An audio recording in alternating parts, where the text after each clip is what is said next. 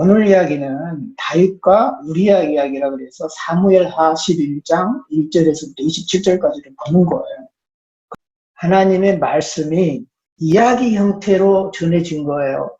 하나님의 말씀은 때로는 시 형태로 전해지기도 하고 이야기 형태로 전해지기도 하고 때로는 역사 소설처럼 전해지기도 하고 때로는 신화적인 방법을 통해서 전해지기도 합니다. 다시 말하면 다양한 방식으로 전해집니다. 하나님의 말씀. 그래서 이야기라고 하는 특성을 갖고 있다. 이것은 It's a story. It's a storytelling. 이야기하기. 이야기라는 거예요. 이야기가 가지고 있는 특성이 있어요. 등장인물이 있죠. 여기에 등장인물은 중요한 등장인물은 어때요? 그 다음에 네 사람이 나옵니다. 다윗. 누구죠? 그 다음에 밧세바. 그 다음에 누구죠? 우리야. 그 다음에 장군, 요압 장군이 나오죠. 그 외에 다른 사람들은 이제 영화에서 보면 엑스트라예요. 오케이? 주로 이제 어떤 그 메인 피겨들, 어떤 주 인물들이 말하면은 다윗과 밧세바, 그다음에 우리야, 이제 밧세바의 남편이었던 우리야, 그리고 이제 전쟁터에서 이제 전쟁을 이끌어가지고 우리야를 죽게 만든 요압 장군이 있는 거죠. 자, 이제 성경을 해석할 때 해석하기 위해서 그동안에 여러 학자들은 많은 방법론을 연구하고 개발했습니다. 그것들을 내가 몇 가지를 여기다가 써놨어요. 자, 성서 해석 방법론이죠. 그죠? 응? 처음에는 뭐죠? 본문 비평. 본문 비평이라고 하는 것은 뭐냐? 성경의 본문을 원래대로 회복하는 작업이에요. 좀 어렵죠. 그 얘기는 뭐냐면 성경이 원래 구약 성경은 뭐로 기록이 되어 있죠? 히브리어로 기록이 되어 있죠. 그러니까 히브리어로 기록이 되어 있는데 히브리어 중에서도 원본은 없어요. 우리한테. 오랫동안 전해져 내려오면서 원본은 없고 사본만 몇 개 있어요. 사본도 하나가 있는 게 아니에요. 여러 개. 그래서 그 여러 사본들을 비교해서 어떤 것이 가장 원래의 뜻에 맞는가. 그래서 그 원래의 이야기를 reconstruct, 재구성하는 작업이에요. 다시 말해서 이야기 원래의 모습을 회복하는 그런 작업이에요. 우리 성경 보면 어려운 단어들이 있잖아요. 이해도 안 가는 말들. 그래서 이 용어는 뭐냐. 그러면서 원래의 이야기가 뭐냐를 찾아가 보는 작업이 맨 먼저다. 해석하지 말고. 원래 이야기의 본 모습. 그것을 찾아가 보는 작업도 해야 되는데 우리는 이미 돼 있거니 생각하고 안 하죠. 그 작업을. 근데 이제 앞으로 여러분들이 이제 신학 공부를 더 많이 하고 나처럼 성서학자도 되고 유학도 가고 교수가 되고 싶은 사람은 이제 이런 꼼꼼한 작업을 이제 해야 된다는 걸 학문적으로. 그렇지 않은 사람은 그렇게 자세하게 할 필요는 없지만 이런 것이 있다. 그래서 여기 보면은 원문을 회복하고 또 여러 가지 사본이나 번역본을 비교해서 원래 이야기의 모습은 이거였을 거다. 이렇게 이제 원래의 이야기를 다시 재구성해보는 이런 작업이 본문 비평이다. 그 다음에 뭐죠? 역사 비평이죠. 역사 비평은 뭐냐면 이제 여러분들이 많이 알고 있는 언제 쓰여졌지? 또 그 당시 사회적인 배경은 뭐지? 또 무슨 일이 일어났지? 그래서 저술 배경이라든가 역사적인 상황을 찾아보는 작업이에요. 그 다음에 뭐죠? 성경을 문학으로 간주하는 거예요. 왜냐하면 인간의 언어로 기록됐기 때문에.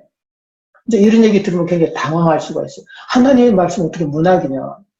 문학의 양식을 빌려서 하나님께서 말씀하신 거예요. 또 문학의 양식을 통해서 하나님의 종들이 효과적으로 전달한 겁니다. 그래서 어떤 문학 스타일이냐, 장르라든가 어떤 구조냐, 저자가 뭐고 문체 어떤 스타일로 썼느냐, 다시 말하면 시로 썼느냐, 이야기로 썼느냐, 역사적인 보도를 통해서 했느냐, 또 그 어떤 문학 양식만 보면 내용을 어느 정도 우리는 알아요. 예를 들어서 뉴스 시간에 있는 그 아나운서의 톤과 경기장에서 있는 아나운서 톤이 다르죠. 그래서 우리는 뭘 해도 듣지도 않고 그 톤만 보고도 아, 이건 경기장의 얘기구나. 아, 이건 연속극이구나. 알죠? 이게 문학 양식인 거예요. 폼. 그 양식이 내용을 지배할 때도 있어요. 때로는. 어떤 그릇에 담느냐는 거죠. 하나님의 말씀을 어떤 그릇에 담아내서 표현하느냐. 이게 중요한 거예요. 왜? 그 그릇에 담는 이유가 있거든요. 왜 그냥 이야기처럼 쓰면 되지? 왜 시로 씁니까? 시가 가지고 있는 함축성, 시가 가지고 있는 간결성, 시가 가지고 있는 다의성, 시가 가지고 있는 감성성, 시가 가지고 있는 그런 감정에 호소하는, 그리고 시가 가지고 있는 운율, 노래, 이런 것은 이야기처럼 되지 않거든요. 그래서 우리의 조상들, 믿음의 선배들은 이런 다양한 형태를 통해서 가장 효과적으로 하나님의 말씀을 전했습니다. 때로는 노래로, 때로는 시로, 때로는 이야기로, 때로는 뭐 예언과 신탁으로 다양한 방법으로 이런 연구를 한 게 문학 비평이다. 그리고 그런 연구를 한 게 양식 비평이다. 문학의 양식을 살펴본다. 이런 연구를 하는 겁니다. 신학자들이. 그다음에 편집 비평이라고 하는 것은 편집자의 의도를 보는 거예요. 여러분 이제 신약 성경에 보면은 마태복음, 마가복음, 누가복음, 요한복음 있잖아요. 그지? 다 알죠. 근데 어때요? 비슷한 이야기가 많아요, 안 많아요? 신약 성경에도 비슷한 이야기가 많죠. 마태복음에 심지어는 주기도문도 마태복음에 나오는데 누가복음에도 나와. 어떤 게 맞아요? 좀 다른데 내용이. 어떤 게 맞죠? 헷갈리죠, 여러분들은? 어떨 때는 예수님께서 산 위에서 설교를 하셨다 그러는데 어떤 때는 평지에서 하는 것은 산상수훈이 아니라 평지 설교야, 어떤 때는. 어떤 게 맞죠? 아, 예수님이 A라는 지점을 갔는데 마가복음에 의하면 B라는 지점에서 A로 갔다 그랬는데 요한복음에 보니까 C라는 지점에서 A로 가네. 그럼 예수님이 간 그 통로, 그 여행 루트가 어떤 게 맞지? 마가복음이 맞나? 요한복음이 맞냐? 누가복음이 맞냐? 이 계산을 우리는 하는 거죠. 맞다 틀리다 생각만 하는 거예요. 굳이 말한다면 다 맞아요.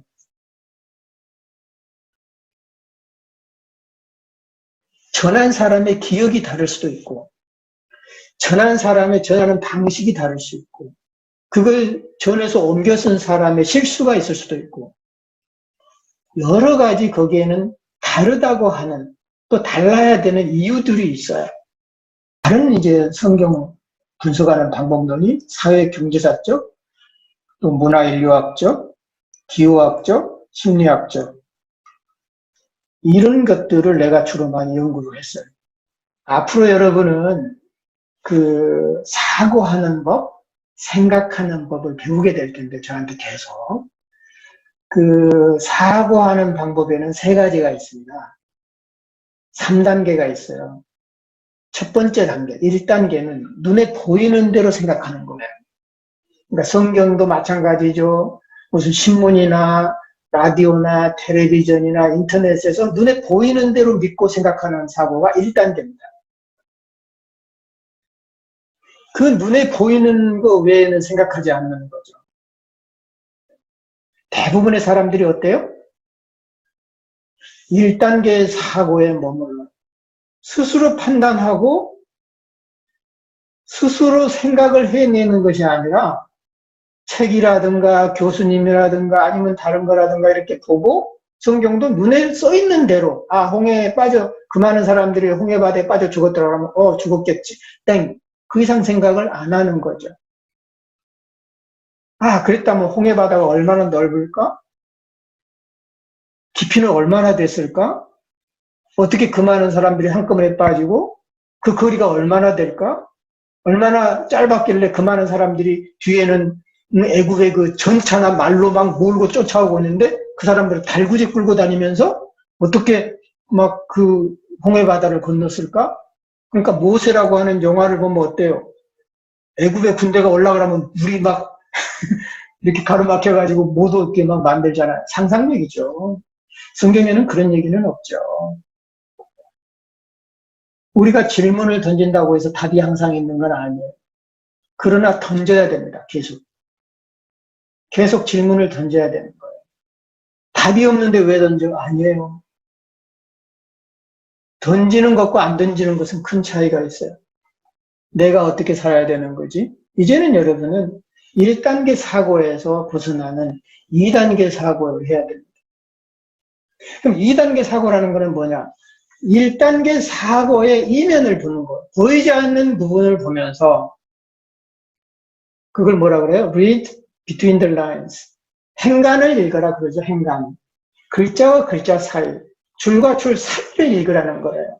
글자와 문장을 읽지 말고 문장과 문장 사이에 보이지 않는 문장을 읽어내라. 그리고 거기에 대한 판단을 해라. 그래서 여러 데이터들을 종합해서 여러 들은 말들을 종합해서 내 나름대로 정리해서 내 의견을 제시하는 것이 2단계 사고방식. 여러분은 어때요? 2단계 사고방식을 이제 지금부터 연습해야 됩니다. 3단계 사고방식은 뭘까요?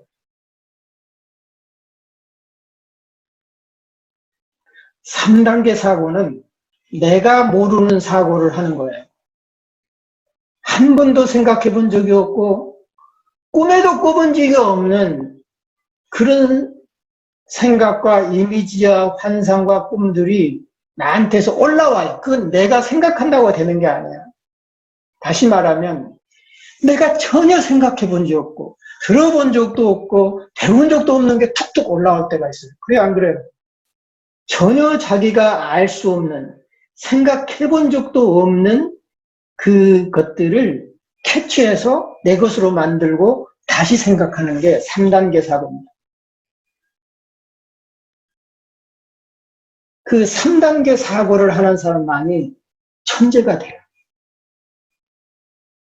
그냥 여러분은 천재가 되기 싫으면 그냥 2단계 사고만 잘하면 성공해요. 한 번도 생각해 보지 못한 것들을 잡아서 내 것으로 만들고 다시 생각해 보는 사고인데 이것은 천재들만이 하는 사고라. 그래서 여러분들이 1단계에서 2단계로 2단계에서 3단계로 넘어간다면 천재가 될 거다.